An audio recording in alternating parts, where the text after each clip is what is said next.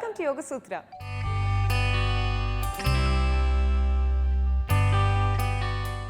ఇవాళ యోగ సూత్రలో కృష్ణ గారు మనందరికీ ఏ ఆసనం పరిచయం చేయబోతున్నారో చూద్దాం.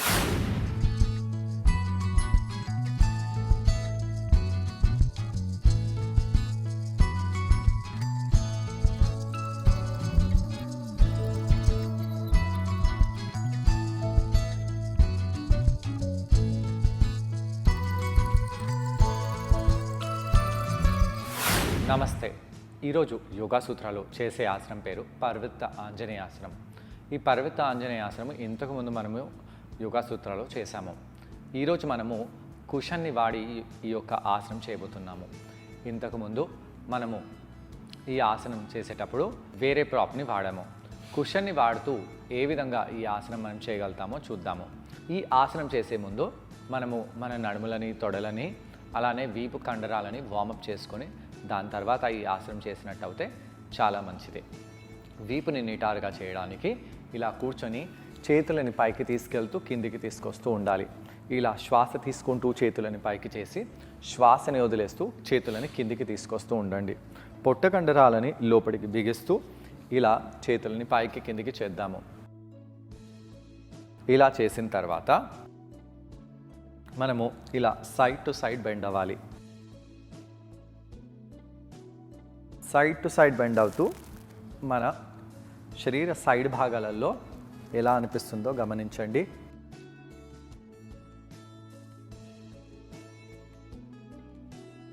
అలా చేసి పైకి వచ్చేద్దాము. ఇక మనము ఇలా కుడివైపు ట్విస్ట్ అవుదాము. కుడివైపు ట్విస్ట్ అయినప్పుడు వీపు వెనకాల భాగంలో, అలానే ఛాతి ముందు భాగంలో ఎలా అనిపిస్తుంది, ఈ యొక్క సైడ్ భాగంలో ఎలా అనిపిస్తుందో గమనిస్తూ ఉండాలి. శ్వాస తీసుకుంటూ శ్వాసను వదిలేస్తూ ఇలా మొదటి వైపు, ఇలా రెండో వైపు ట్విస్ట్ అవ్వండి. మళ్ళీ మొదటి వైపు ట్విస్ట్ అవుదాము.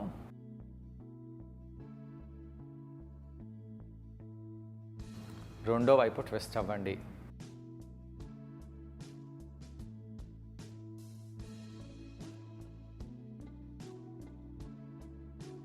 మొదటి వైపు ట్విస్ట్ అవుదాము.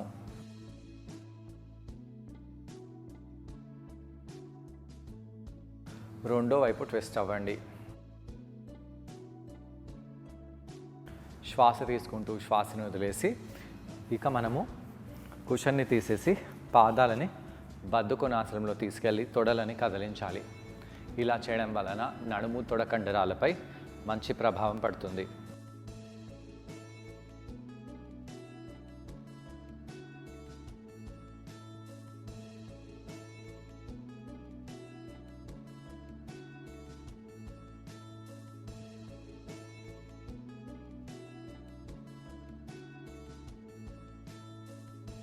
కాళ్ళని ఇలా పైకి కిందకి బాగా చేస్తూ ఉండండి. ఎక్కువ సమయం పాటు చేస్తూ ఉండాలి.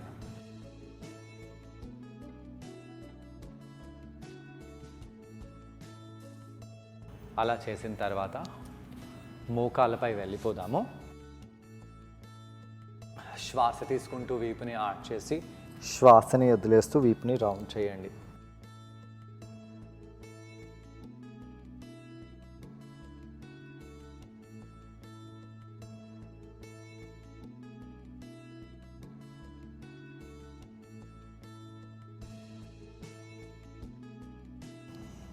అలా చేసిన తర్వాత ఇలా ఒక పాదాన్ని ముందుకు తెచ్చేసి ఇలా నడుముని ముందుకు అనాలి. అయితే మోకాళ్ళ నొప్పులు ఉన్నవాళ్ళు ఈ విధంగా ముందుకి అనడం వలన వాళ్ళకు మోకాళ్ళల్లో పెయిన్ అనిపించవచ్చు. ఏ మోకాలు, వెనకాల మోకాలు కూడా, ముందు మోకాలు కూడా. అయితే ఏం చేయాలి, ఇలా ఉండి ఈ యొక్క కాలుని వెనకాలకి తీసుకెళ్ళండి. శ్వాస తీసుకుంటూ శ్వాసని వదిలేస్తూ తొడ కండరాలపై బాగా ప్రభావం పడేలాగా చూసి నెమ్మదిగా ఇలా ఆంజనేయాసనం చేద్దాము. శ్వాస తీసుకుంటూ శ్వాసని వదిలేస్తూ బాగా ఆంజనేయాసనాన్ని చేసి ఇలా చేతులని కింద పెట్టేసేయండి. ఇక్కడ మనము ఈ విధంగా కుడివైపు ట్విస్ట్ అవుదాము. శ్వాస తీసుకుంటూ శ్వాసని వదిలేస్తూ ఇలా ట్విస్ట్ అవ్వండి. ఈ యొక్క చేతిని వెనకాలి వైపు చేద్దాము. ఇలా అధోముఖ శ్వానాసనంలో వెళ్ళిపోదాము. రెండో పాదాన్ని ముందుకు తీసుకొని రండి. అలా తెచ్చి ఇలా నడుములని ముందుకు చేయాలి. ఇలా నడుముని ముందుకు చేసినప్పుడు ఎలా అనిపిస్తుందో గమనించండి.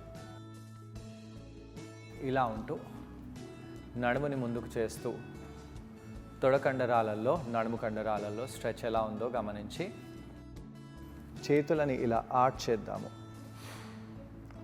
శ్వాస తీసుకుంటూ శ్వాసని వదిలేస్తూ ఆర్చ్ చేసి నెమ్మదిగా ఈ విధంగా మోకాళ్ళపై వెళ్ళిపోండి.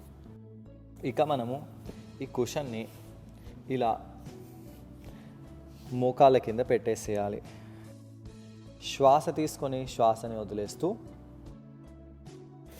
ఈ విధంగా కుడి పాదాన్ని ముందుకు తెచ్చేసేయండి. ఇక్కడ ఎడమకాలు కింద కుషన్ ఏ విధంగా సపోర్ట్ చేస్తుందో గమనించండి. కేవలం మోకాలు కాదు, తొడపై కూడా ప్రభావం పడేలాగా చూడాలి. అలా చూస్తూ ఇలా పైకి వచ్చేయండి. ఈ యొక్క తొడపై చాలా మంచి ప్రభావం పడుతుంది. హస్తాలని ఈ విధంగా ఓపెన్ చేయండి. ఛాతిని ఓపెన్ చేస్తూ ఈ విధంగా మనము కుడివైపు తిరుగుదాము. ఓపెన్ చేస్తూ ఇలా కుడివైపు తిరిగి ఆసనంలో ఎలా అనిపిస్తుందో గమనించండి. తొడలలో, వీపులో, నడుములో, ఛాతిలో మనకు స్ట్రెచ్ చాలా తెలిసి వస్తుంది. అలా కొంత సమయం పాటు ఉండి చేతులను ఇలా పెట్టేసేయండి. శ్వాస తీసుకుంటూ శ్వాసని వదిలేస్తూ ఇక్కడ అలానే ఉండాలి. కొంత సమయం పాటు ఇలా ఉండి మళ్ళీ పైకి వచ్చేద్దాము. మళ్ళీ ఇలా కుడివైపు టర్న్ అవ్వాలి. ఛాతిని బాగా కుడివైపు టర్న్ అవుతూ ఉండేలాగా చూడండి.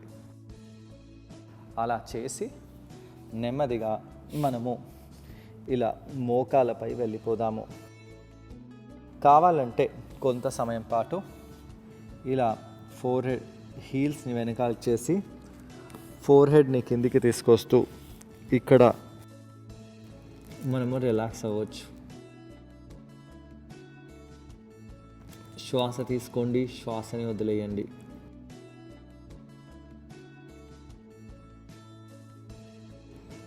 నెమ్మదిగా పైకి వచ్చేద్దాము. ఇలా ఎడమ పాదాన్ని ముందుకు చేసి ఎడమ వైపు తీసుకెళ్ళండి. కుడికాళ్ళ వేళ్ళని వెనకాల వైపు చేస్తూ ఇలా నడుముని ముందుకనాలి. తొడలలో, నడుములో ఇంటెన్స్గా స్ట్రెచ్ అనేసి తెలిసి వస్తుంది.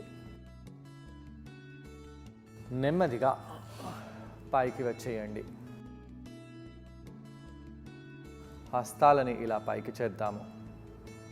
చేస్తూ నెమ్మదిగా ఇలా కుడివైపు టర్న్ అవ్వాలి. ఛాతీని ఓపెన్ చేస్తూ ఉండండి.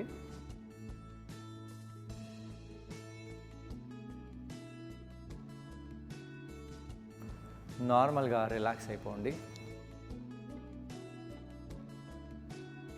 ఎలా అనిపిస్తుందో గమనించి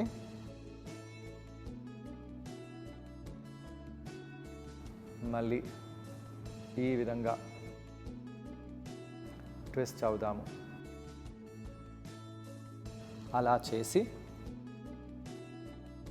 ఈ విధంగా మనము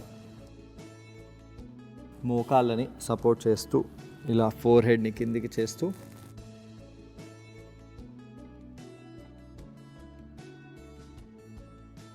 రిలాక్స్ అవ్వాలి.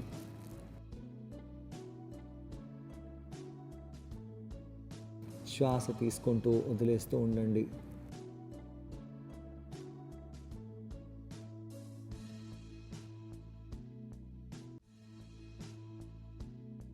అలా ఉండి నెమ్మదిగా పైకి వచ్చేసి ఎలా అనిపిస్తుందో గమనించాలి.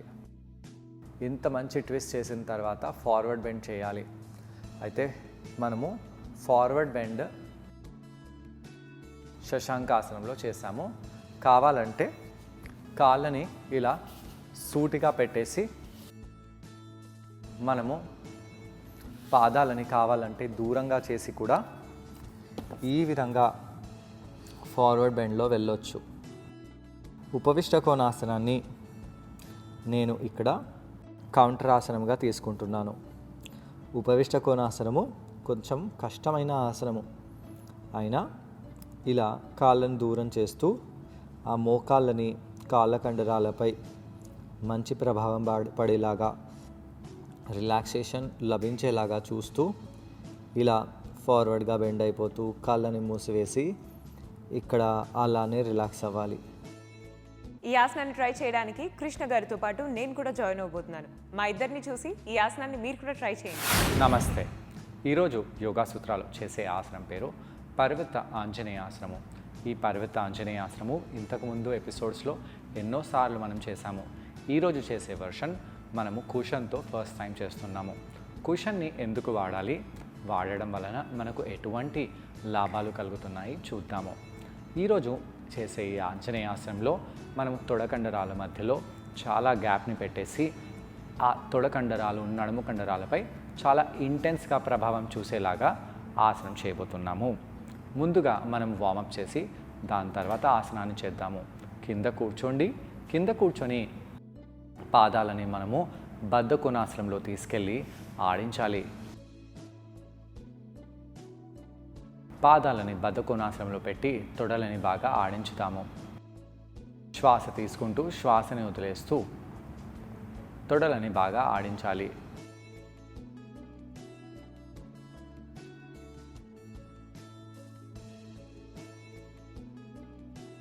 ఎలా అనిపిస్తుందో గమనించండి. తొడ కండరాలలో రక్త ప్రసరణ బాగా జరిగి అక్కడ బాగా మంచిగా మనకు అనిపిస్తుంది. ఇప్పుడు మనము మోకాళ్ళపై వెళ్దాము. మోకాళ్ళపై వెళ్ళి శ్వాస తీసుకుంటూ శ్వాసని వదిలేస్తూ వీపుని ఆర్చ్ చేయడము, బ్యాక్ని రౌండ్ చేయడము చేద్దాము. వీపుని ఆర్చ్ చేయండి, బ్యాక్ని రౌండ్ చేయండి. ఇలా కొన్నిసార్లు మనం వీపుని ఆర్చ్ చేస్తూ బ్యాక్ని రౌండ్ చేస్తూ ఇలా అనిపిస్తుందో గమనించాలి.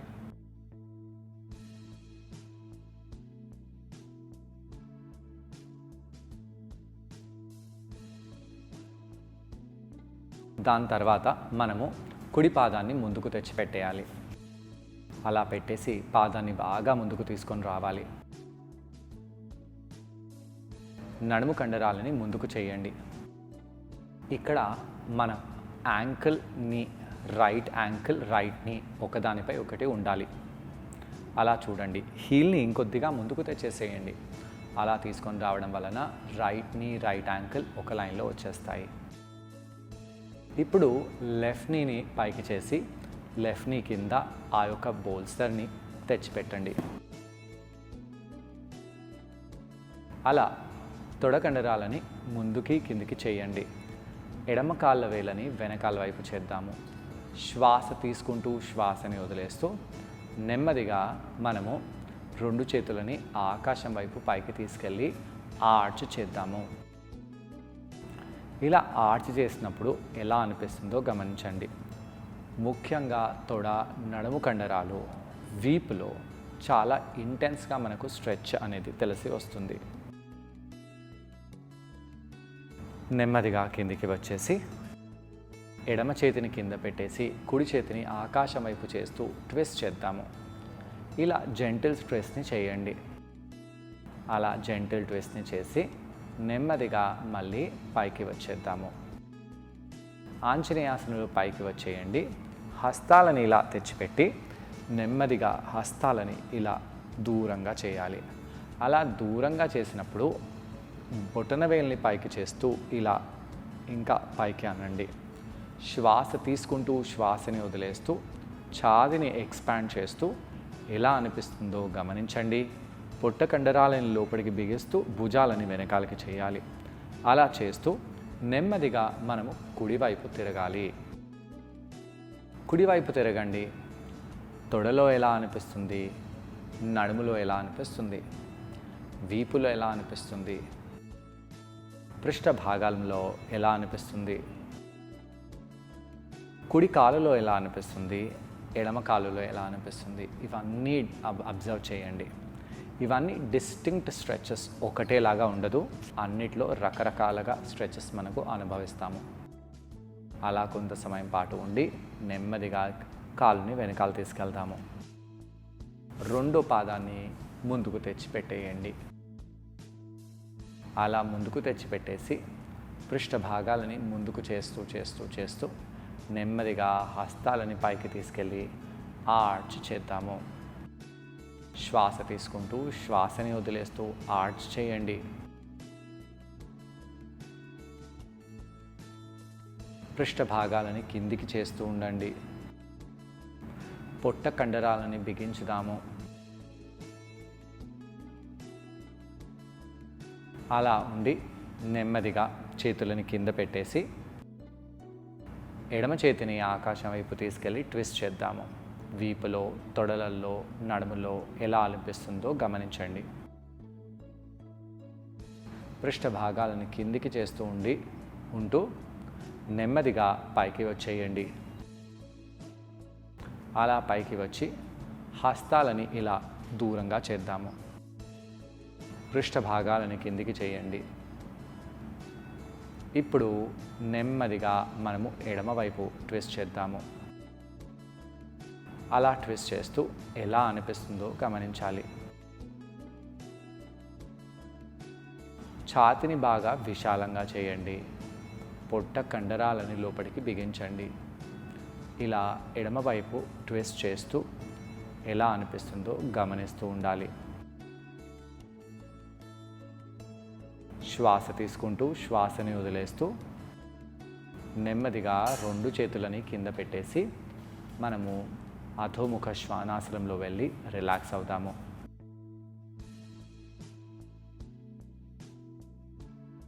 శ్వాస తీసుకోండి, శ్వాసని వదిలేయండి. మోకాలని కింద పెట్టేసి నెమ్మదిగా రిలాక్స్ అవుతాము. బోల్స్ని పొడవుగా తెచ్చి పెట్టేద్దాము.